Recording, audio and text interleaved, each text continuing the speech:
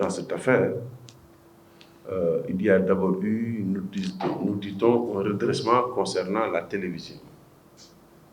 Ensuite, il y a eu un redressement concernant la chaîne de radio et le journal.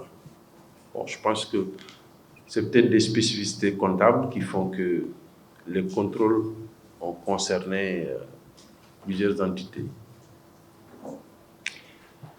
À ce propos, déjà, nous, ce qui nous préoccupe, c'est le devenir des travailleurs.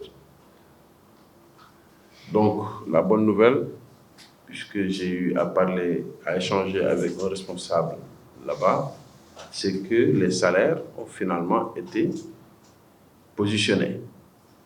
Ça, c'est une bonne nouvelle.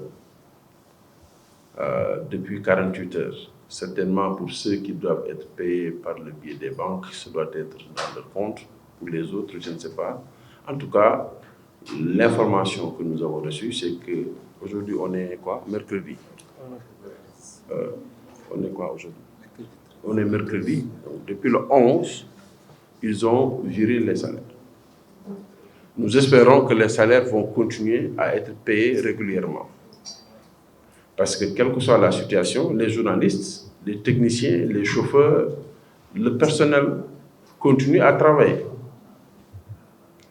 Maintenant, s'il y a des difficultés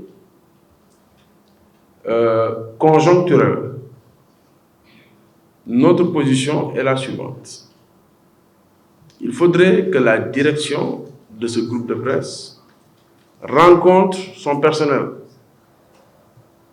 mette à disposition de ce personnel-là le fond du dossier pour que ce personnel puisse en être informé.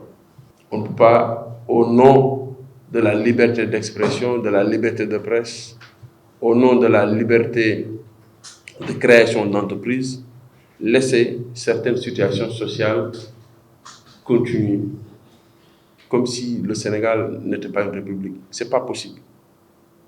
Il y a des contrôles que l'État doit faire à l'encontre des entreprises de presse. Que ces entreprises soient des entreprises publiques ou privées. Ces contrôles doivent avoir lieu. Récemment, dans une discussion avec le directeur général du travail, il m'a informé que le ministère du Travail a envoyé 15 inspections dans 15 médias, dans le cadre du respect de la convention collective par ces médias. Nous attendons les résultats de ces inspections-là, mais les quelques indiscrétions que nous avons nous renseignent que 90% des médias au Sénégal ne respectent pas la convention collective.